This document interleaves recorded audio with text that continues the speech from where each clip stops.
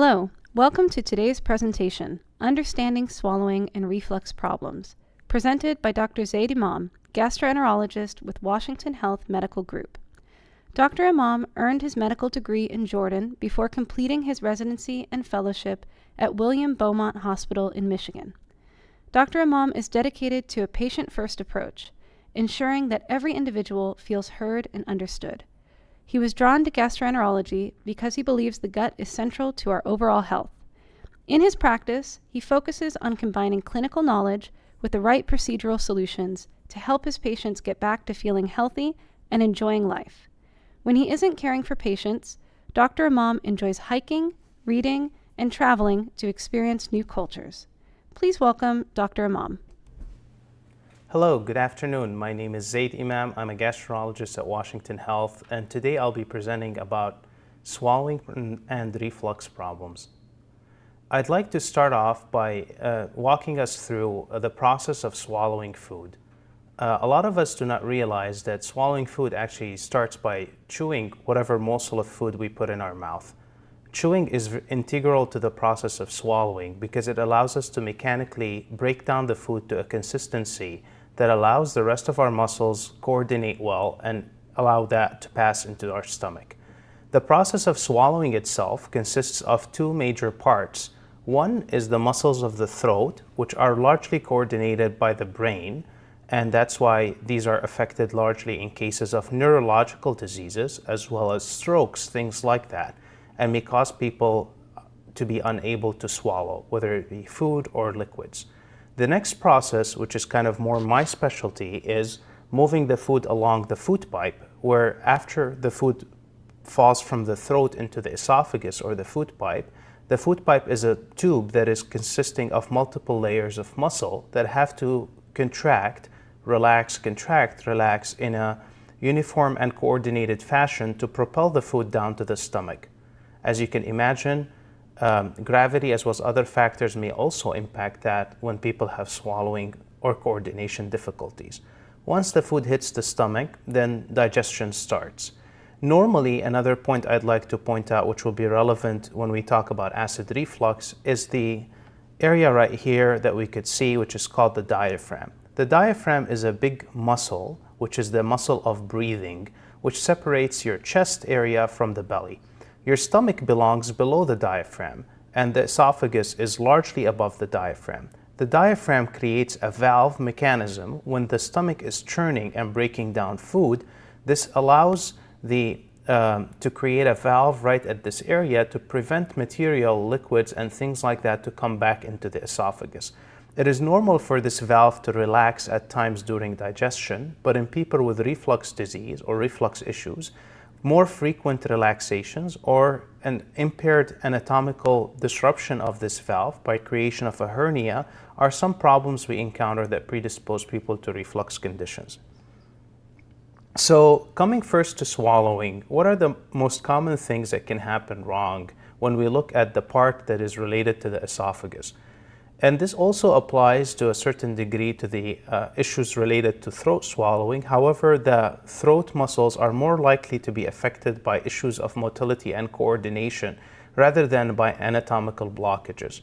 In the throat, we think about anatomical blockages when somebody's had radiation treatment, extensive neck surgery, or at times cancers in the mouth or in the back of the throat, the base of the tongue, things along these lines. When we think about the esophagus, there are many benign causes that can cause blockages, including conditions that may affect younger individuals, such as a benign condition called eosinophilic esophagitis, to narrowings related to chronic acid reflux that is untreated, to cancers, of course. And then there are more less common, however very important to recognize, motility and coordination issues. If you have a swallowing difficulty, what would you feel as the patient? You could feel food getting stuck, liquids getting stuck, sometimes bringing up undigested food or undigested liquid, vomiting, or losing weight. It would be important if you experience any of these symptoms to try to keep track of the other symptoms as well and present them during your visit to the physician, because it allows us to understand different causes of swallowing. An example here would be People who have difficulties with swallowing just solid foods, we think more about a mechanical narrowing or a blockage.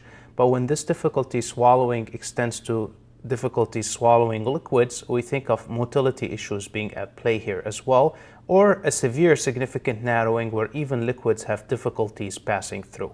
Whether these symptoms have been the same for the last 15-20 years, meaning I choke on a pill every so often, or every time I eat dry chicken I choke, or whether they're progressively worse, I used to choke on a tough piece of chicken and now I choke on almost everything, is also very relevant to bring to your physician, as well as tracking any weight loss is very, very important in swallowing problems.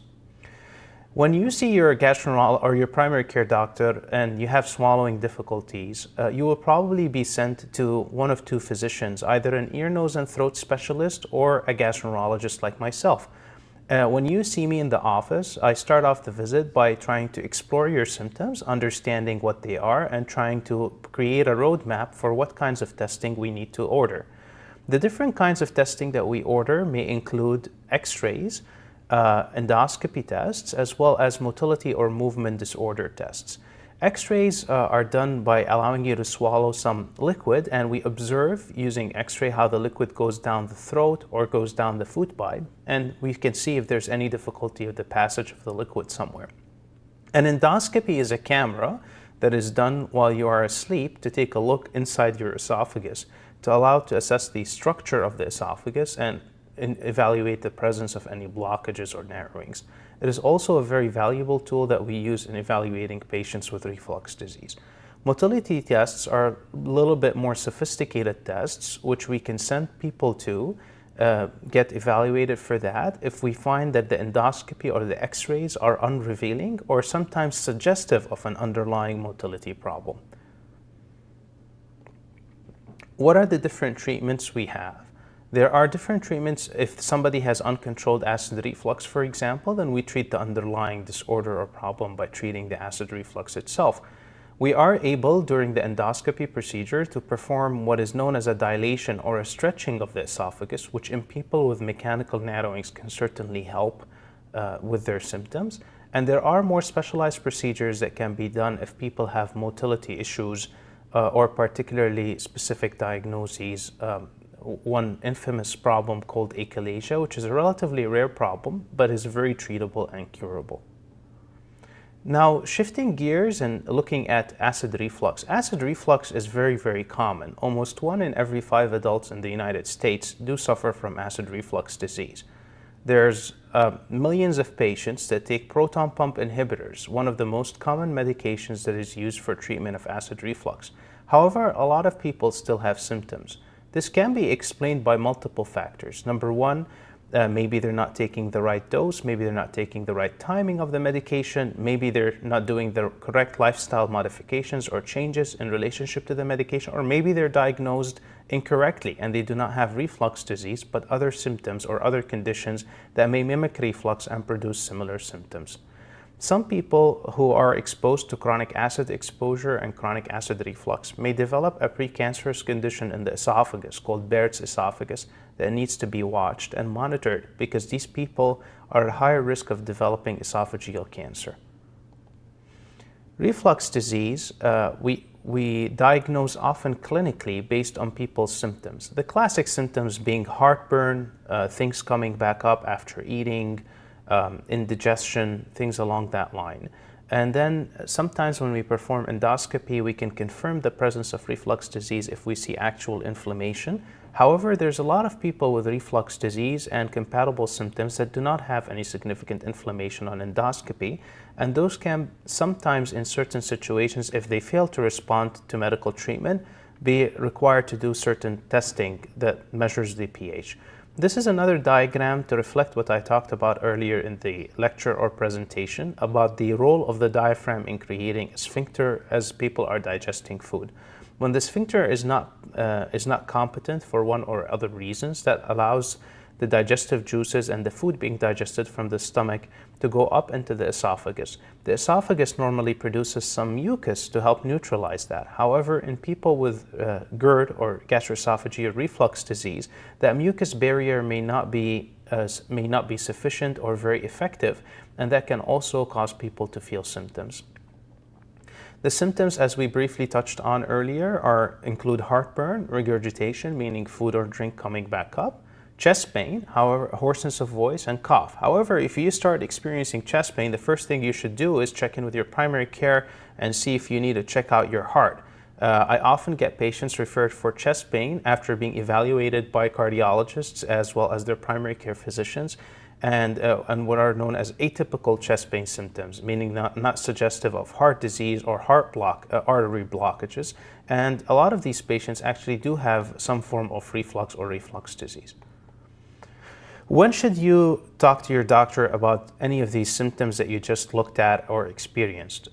Number one, if you've never had these symptoms and they just popped up, I'm at my 70th birthday or 60th birthday, I never had reflux issues, but now, doc, oh geez, for the last 6 months, it's been really terrible. Every time I eat something, I feel things coming back up. It's certainly important to bring that up. If you've had reflux symptoms that have always been the same for the last 20 years, but now are very different, if you have any difficulty swallowing, if you have any unexplained weight loss, if you have any blood in the stool, or if you have any vomiting. If I have a symptom of heartburn, then do I have reflux disease? Like I said, most of the time, yes, that's correct, but in a good percentage of patients, that's not necessarily true. So when people show up to my office and they have reflux, first of all, I listen carefully to the story. And then I make sure that there are no red flag symptoms that are present. Some of those are difficulty swallowing, low blood counts, bleeding, and all of those would warrant me to push for more aggressive workup. And then testing versus treatment is a big dilemma that comes at times. However, I would like to highlight that in cases of acid reflux, the treatment is often a test in itself. Because if we treat you with the medication that commonly treats acid reflux and you respond to it, it tells us that we made the right clinical diagnosis. But if you don't, we either did not choose the right treatment, we did not make the right diagnosis, or you just have a severe case of reflux that needs further modification, including lifestyle as well as medication modifications. What are the possible treatments? So we talked about medications, acid reducers. Most famous over-the-counter acid reducers people commonly use are Tums. Tums are just simply kind of symptomatic treatments, so they don't treat the underlying problem or issue. Other common treatments that are used by people are things such as famotidine, which is an over-the-counter antacid, omeprazole and suprazole and everything prazole families, which are acid reducers of the proton pump inhibitor family. Surgery's role in reflux disease is relatively only reserved for severe cases and patients who do not respond to medical therapy, or for patients who do not wish to be on medical therapy long term. The most important lifestyle changes, I would say, is no late night eating. Avoiding eating at least 2 to 3 hours before lying down or sleeping is very, very important in people who experience reflux symptoms. Smaller meals, more frequent meals, less fatty foods, avoiding or minimizing caffeine, and avoiding things that relax the sphincter like chocolate and peppermint are also important. Some people are still able to tolerate small amounts of these foods with no difficulty. Head of the bed elevation is another common intervention that's frequently done and does help some patients, but other patients feel not much of a response to that. What are the common tests I order in reflux issues? Going back again to endoscopies. Endoscopies are not done in everybody with acid reflux, but some people with red flag symptoms or symptoms that fail to improve with medical treatment. Acid monitoring studies, and then, like I said, some people, the reflux the reflux symptoms are not caused by acid coming back up, but actually by things not going down properly and then coming back up again. And that is where a manometry or a motility study is important. And like I said, the trial of medication is a test in itself. Thank you very much for listening to my talk today. I'll open the floor for any questions. Thank you, Dr. Imam. Our first question is, can swallowing issues be caused by medications that I take? They certainly can. Some medications may predispose people to esophageal irritation or inflammation, and may in themselves cause swallowing difficulties. It's important, that is part of the history taking that we do during an office visit, is we review all the patient's medications to ensure that there are no culprits that could explain common symptoms like difficulty swallowing, or even with other gastrointestinal complaints. I often get patients who have diarrheal complaints, for example, and we often identify one or two medications on their medication list that could certainly be the culprits. So reviewing medications and their interactions with your gut is a very, very important step of what we do when we see you at the office. Thank you. Are there specific foods or textures that I should avoid eating if I have swallowing problems? You could certainly, and you should certainly, consult with your physician depending on what your swallowing problem is. They're referring to esophageal swallowing problems. If you do have difficulty swallowing, the first thing I would always say is what our mothers and grandmothers always told us: chew your food well. If you are chewing your food well and you're still having difficulties, then picking softer consistencies of food, things that can be more ground or easier to chew well without having to swallow larger morsels or bites, are preferred foods in that situation. But like I said earlier, if you start to experience that difficulty, don't just modify your diet and ignore the symptoms. Get evaluated and get checked. While you're waiting to get checked, modifying the consistencies of food you're eating may be something you need to do. To avoid serious emergency where sometimes people may eat a piece of food, and if they have a structural problem in their food pipe, it can get stuck and then they can't swallow anything anymore. They start spitting up, they end up in the emergency room having to have an emergency procedure in the middle of the night. So to avoid that situation from happening, if you're somebody who's experiencing swallowing issues, I would recommend trying to modify the consistencies of food to softer consistencies and then consulting with your physicians. Our final question is, how does aging affect swallowing? Well, we do know certainly that aging can affect the motility of the esophagus and the movement of the esophagus in itself. We still consider that a diagnosis of exclusion, meaning that in older people with difficulty swallowing, we always do a complete and thorough evaluation before attributing it to that.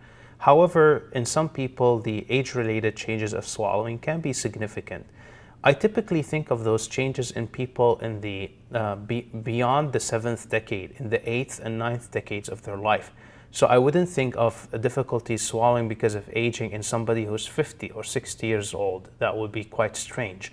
However, in somebody who's 80 or 90 or even 100 years old, certainly if we do an evaluation and we can't find anything to explain it, age-related changes could be the answer here. This concludes our program.